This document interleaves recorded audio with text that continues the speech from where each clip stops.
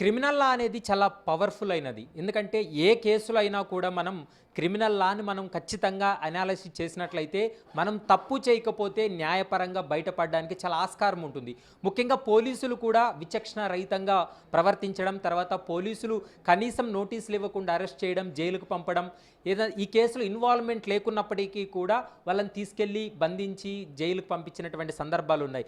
ముఖ్యంగా క్రిమినల్ లా ఏం చెప్తుంది, మనం తప్పు చేయకుండా ఉన్నటువంటి సమయంలో న్యాయపరంగా మనం ఎలా పోరాటం చేయాలి, ఎలాంటి సందర్భాల్లో నోటీసులు ఇస్తారు, పోలీసులు తప్పు చేసినటువంటి సమయంలో పోలీసులపైన మనం ఏ విధంగా పోరాటం చేయొచ్చు, వీటన్నిటిపైన కూడా మనతో పాటు మాట్లాడడానికి హైకోర్టు సీనియర్ అడ్వకేట్ చిక్కుడు ప్రభాకర్ ఉన్నారు. ఆయన అడుగుదాం. సార్, ముఖ్యంగా ఈ క్రిమినల్ లా అనేది ఇప్పుడు చాలామందికి తెలుసుకోవాలన్నటువంటి ఆతృత ఉంది, చాలామందికి తెలియనటువంటి పరిస్థితుల్లో ఉన్నారు. ఈ క్రిమినల్ లా ఏం చెప్తుంది? ముఖ్యంగా పోలీసులు కానీ, ప్రభుత్వ సంస్థలు కానీ, ప్రభుత్వ దర్యాప్తు సంస్థలు కానీ అన్యాయంగా తీసుకెళ్లి అరెస్టులు చేస్తున్నారు, అన్యాయంగా వాళ్ళని జైలుకు పంపుతున్నారు. ఈ సందర్భంలో క్రిమినల్ లా యొక్క ప్రొసీజర్ ఏ విధంగా ఉంటుంది? భారత శిక్షా స్మృతి, ఇండియన్ పినల్ కోడ్ అంటాం. అదేవిధంగా ఇంకా వివిధ నేరాలను సమాజం లోపల నిరోధించేటందుకు కూడా వివిధ చట్టాలు వచ్చిన విషయం మనకు తెలిసిందే. అదేవిధంగా వీటన్నిటిని కూడా విచారించేటందుకు క్రిమినల్ ప్రొసీజర్ కోడ్ అనేది పాటిస్తారు. క్రిమినల్ ప్రొసీజర్ కోడ్ లోపల సెక్షన్ 41A 41 నుంచి 55 వరకు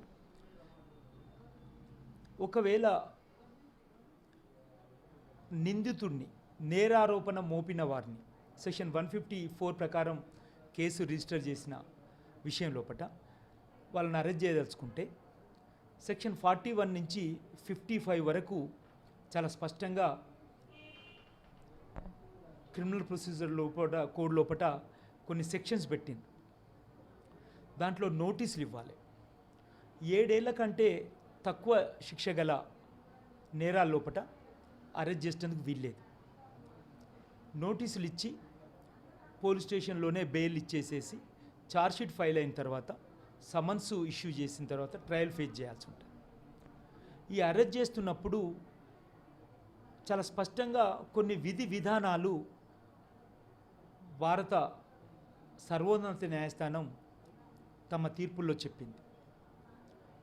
డీకే బాసు అనే కేసు లోపల చాలా స్పష్టంగా ఏం చెప్పేసిందనంటే, ఎవరినైనా అరెస్ట్ చేస్తే ఫస్ట్ అతనికి నోటీస్ ఇవ్వడం, దాని తర్వాత అరెస్టు గల కారణాలు తెలపడం, అదేవిధంగా అతనికి న్యాయ సహాయం అందే విధంగా తోడ్పడడం, అదేవిధంగా చట్ట పరిధిలో అతన్ని పర్సనల్ లిబర్టీ, అదేవిధంగా లైఫ్కు ఇబ్బంది లేకుండా అతని పట్ల వ్యవహరించడం అనే విషయాలు చాలా స్పష్టంగా చెప్పింది.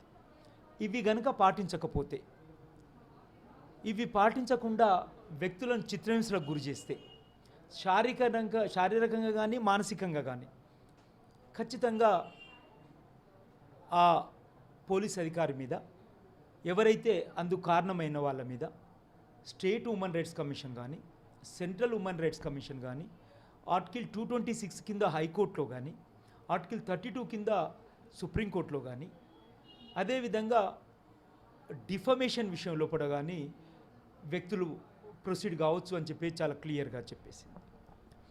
అదేవిధంగా ఏ ఏ కేసుల లోపల అరెస్ట్ చేయొచ్చు, పోలీసు కాగ్నిజబుల్ అఫెన్స్ అయ్యిందనంటే సెక్షన్ 154 ప్రకారం చాలా స్పష్టంగా ఏం చెప్పిందంటే, 2014 లోపల లలిత కుమారి వర్సెస్ స్టేట్ ఆఫ్ యూపీ అనే ఒక కేసు లోపల ఎవరు సబ్స్టెన్షియల్ మెటీరియల్ పేపర్ తీసుకొని పోయి పోలీస్ స్టేషన్ లోపల ఒక కంప్లైంట్ ఇస్తే కేసు రిజిస్టర్ చేయాల్సిందే. అయితే 3 రకాల కేసుల విషయం లోపల ఒక ప్రిలిమినరీ ఎంక్వైరీ జరగకుండా రిజిస్ట్రేషన్ చేసేందుకు వీల్లేదు. 1 మెడికల్ నెగ్లిజెన్సీ, 2 మ్యాట్రిమోనియల్ విషయం, 3 కమర్షియల్ మ్యాటర్స్ లోపల. ఈ విషయాల లోపల ఏదైనా కంప్లైంట్ వస్తే కేసు రిజిస్ట్రేషన్ కంటే ముందు ప్రిలిమినరీ ఎంక్వైరీ కండక్ట్ చేసేసి అందులో వాస్తవం ఉన్నదని తెలుసుకొని రిజిస్టర్ చేయాలి. మిగతా కేసుల లోపల కంప్లైంట్ ఇవ్వగానే రిజిస్టర్ చేయాల్సిందే అని చెప్పేసింది. ఇది larger bench judgement of an apex court, దాన్ని ఫాలో కావాల్సి ఉంటుంది. అదేవిధంగా ఇవాళ చాలామంది మన సమాజం తీవ్రమైన ఆర్థిక రాజకీయ సామాజిక అసమానతలు గల సమాజం. ఈ సమాజం లోపట పేదవాళ్ళు నిరుపేదలే ఈ దేశం లోపట వివిధ జైళ్ళ లోపల మగ్గుతున్న విషయం మనందరికీ తెలిసింది. ఈ విషయం హ్యూమన్ రైట్స్ కమిషన్ రిపోర్ట్స్ చెప్తా ఉన్నాయి, వివిధ జైళ్ళ కమిషన్ రిపోర్ట్ చెప్తా ఉన్నాయి. భారత సర్వోన్నత న్యాయమూర్తులు ఎంతోమంది, మార్కండే కర్జు లాంటి వాళ్ళు, పిఎన్ భగవతి లాంటి వాళ్ళు, జస్టిస్ విఆర్ కృష్ణయ్యర్ లాంటి వాళ్ళు, సుదర్శన్ రెడ్డి లాంటి వాళ్ళు చాలా స్పష్టంగా చెప్పారు ఈ దేశం లోపల జైళ్ళల్లో మగ్గుతున్న వాళ్ళు ఎవరు అని చెప్పేసి. ఒక ఫెయిర్ ట్రయల్ అనేది basic structure of the constitution.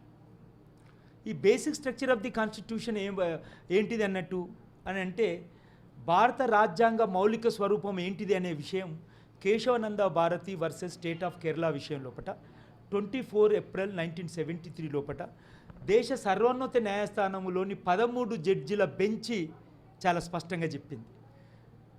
Basic structure of the constitution అంటే ఏంటిది, అంటే రాజ్యాంగ మౌలిక స్వరూపం అంటే ఏంటిది, రాజ్యాంగ మౌలిక స్వరూపానికి అదనంగా ఉన్నది ఏంటిది రాజ్యాంగం లోపల.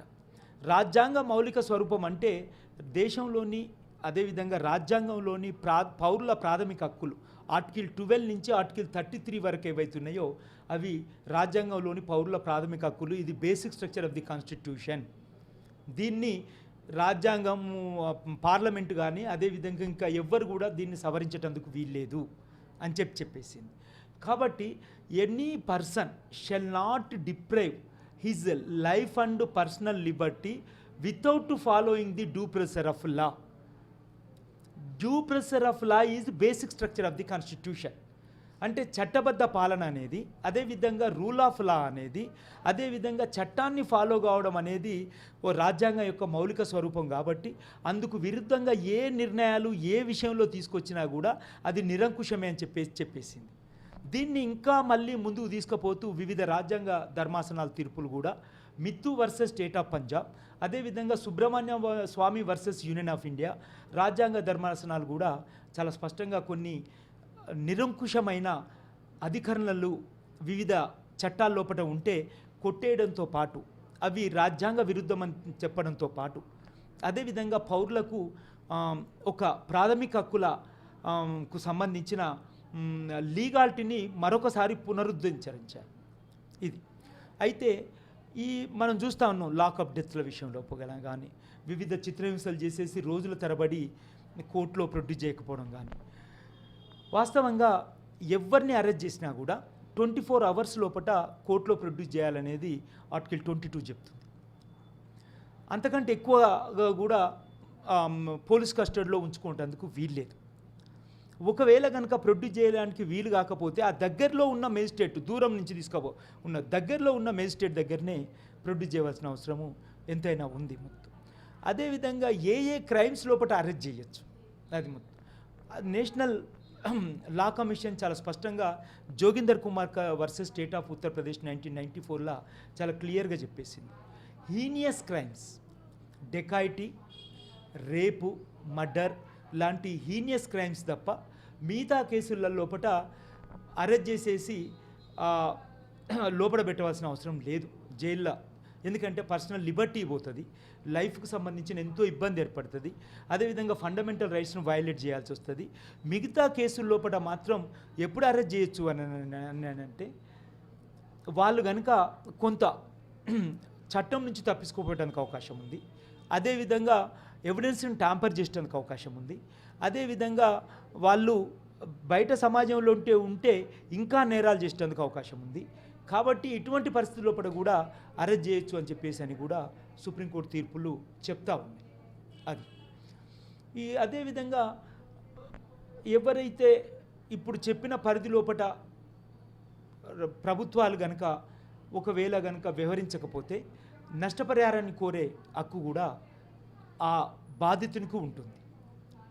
ముఖ్యంగా ఈ నిందితుల్లో అనుకున్నటువంటి వ్యక్తుల్ని అరెస్ట్ చేసేటువంటి సమయంలో నోటీస్ పేరుతో పిలిపించి విచారణ చేసిన తర్వాత మీరు అన్నట్టుగా 41 సిఆర్పిసి కానీ ఇతరత్ర సిఆర్పిసి కింద ఒకవేళ విచారణ చేస్తే నోటీసుల పేరుతో పిలిచి విచారణ చేసిన తర్వాత చివరి క్షణంలో అరెస్ట్ చేస్తున్నామని అరెస్ట్ చూపించే పోలీసులకు ఆ అధికారం ఉంటుందా? ఒకవేళ ఉంటే ఏ విధంగా ఉంటుంది, లేకుంటే వీళ్ళు న్యాయపరంగా ఎలా ముందుకెళ్ళచ్చు? ఇన్వెస్టిగేషన్ ఆఫీసర్కు చాలా ఎలాబరేట్ పవర్స్ ఇచ్చింది.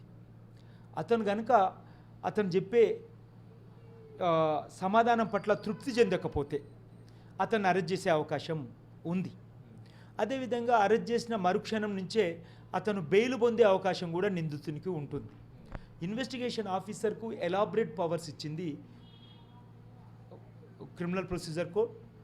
అదేవిధంగా ఆ పవర్ను కూడా సుప్రీంకోర్టు, వివిధ రాష్ట్రాల తీర్పులు, ఈ దేశం లోపల సుప్రీంకోర్టు తీర్పులు, అదేవిధంగా వివిధ రాష్ట్రాల ఉన్నత న్యాయస్థానాల తీర్పులు, హైకోర్టు తీర్పులు కూడా చట్టాలి.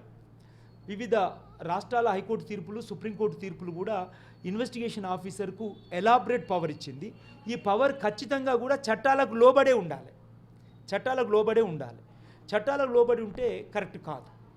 ఫస్ట్ ఒక వ్యక్తి మీద ఒక నేరము గనుక ఒక కేసు కనుక రిజిస్టర్ అయితే ఫస్ట్ అతను తెలిపాలి, నీ మీద ఈ విధంగా ఒక నేరము మోపబడ్డది, ఒక కేసు రిజిస్టర్ అయింది, దానికి సంబంధించి మీ సమాధానం ఏంటిది అనే విషయాన్ని నోటీస్ ద్వారా తెలియజేయాలి.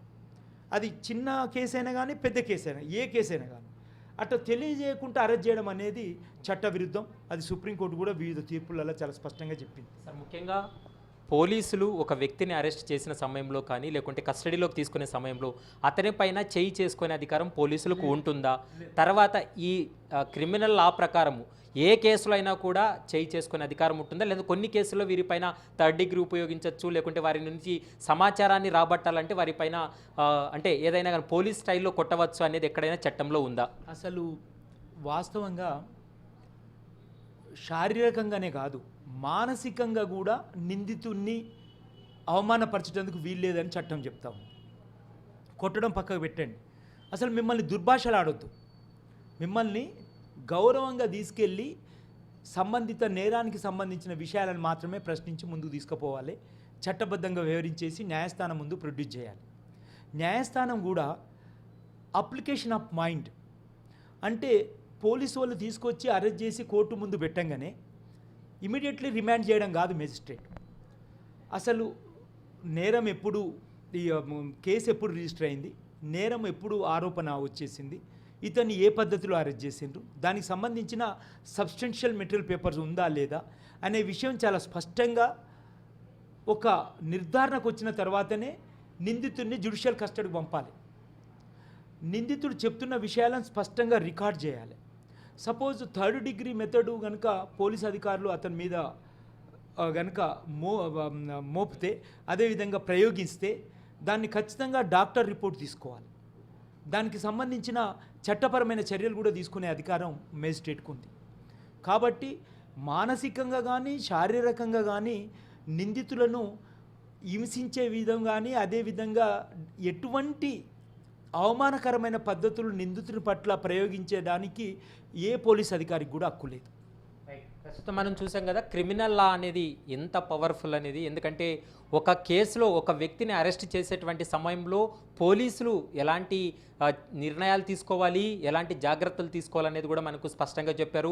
పోలీసులు అంటే మనము సామాన్య ప్రజలను ఎంతోమందిని అరెస్ట్ చేసి పోలీస్ స్టేషన్కి తీసుకెళ్ళి వారిపైన విచక్షణ రహితంగా దాడులు చేసినటువంటి సందర్భాలు ఉన్నాయి. కాబట్టి ఎక్కడా కూడా చట్టంలో పోలీసులు ఒక వ్యక్తి పైన అవమానపరిచే విధంగా మాట్లాడడం కానీ, దుష్ప్రలాడడం కానీ, లేకుంటే కొట్టడం కానీ ఇలాంటివన్నీ కూడా చేయకూడదు అనేది కూడా చట్టంలో ఉంది. కానీ ప్రస్తుత సమాజంలో అయితే మాత్రం పోలీసులు దానికి భిన్నంగా వ్యవహరిస్తున్నారు. ఖచ్చితంగా చట్ట ప్రకారం అయితే మాత్రం వారికి నోటీసులు ఇష్యూ చేయాల్సి ఉంటుంది.